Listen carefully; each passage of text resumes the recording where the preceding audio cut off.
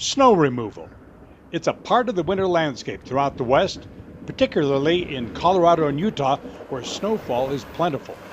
Normally, snowplows don't bring with them a lot of controversy. But late last week, the plowing of one road in rural Utah set off a chain of events that took snowmobilers off guard, put Utah state parks on notice, and potentially altered the winter recreation landscape across the state, all without much warning. We were contacted actually by some of our customers that told us that UDOT had made the decision to plow SR-35, which is Wolf Creek Pass. The snowmobilers that were up there already parked at Noblet's parking lot. They're up on the mountain enjoying the snow, and then all of a sudden when they go to come back down the main road, the main groomed road, they're at asphalt. Quite a surprise to see no snow on the road. On brand new snowmobiles, it's pretty hard on them. Wolf Creek Pass is a mountain grade that connects the communities of Camas and Hanna an hour east of Salt Lake City.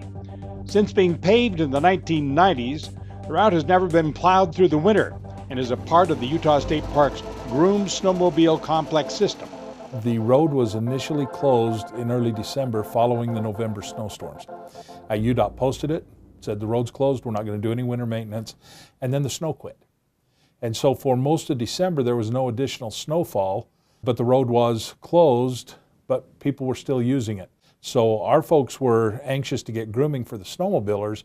They went up and essentially tried to create a snowmobile trail by pulling some of the snow in off the banks, which created some heartburn with some of the locals who had been still using the road because we had trapped them by snowing in the road, which brought about a whole range of discussions and ended with UDOT plowing open the road last week.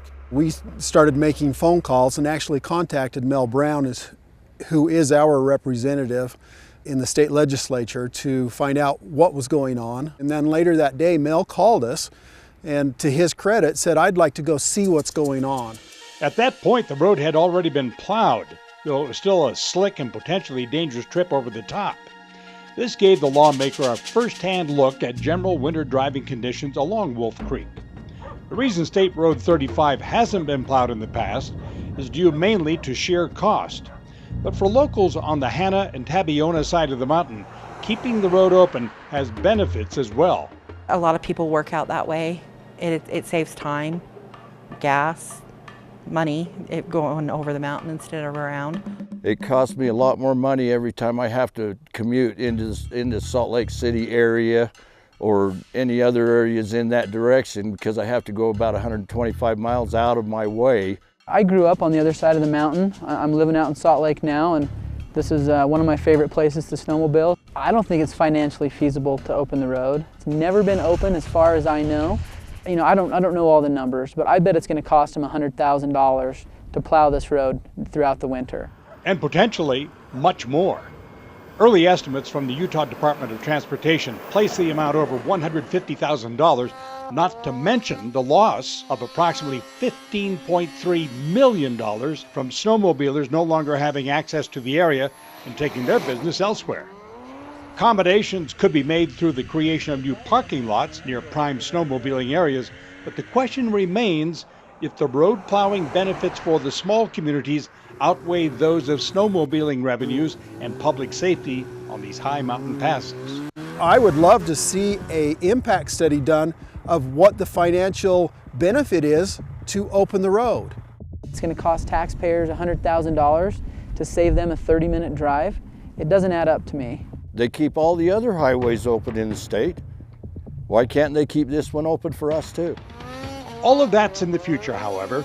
Currently, State Parks is working with UDOT to find a solution for the 2014 season that won't leave snowmobilers out in the proverbial cold.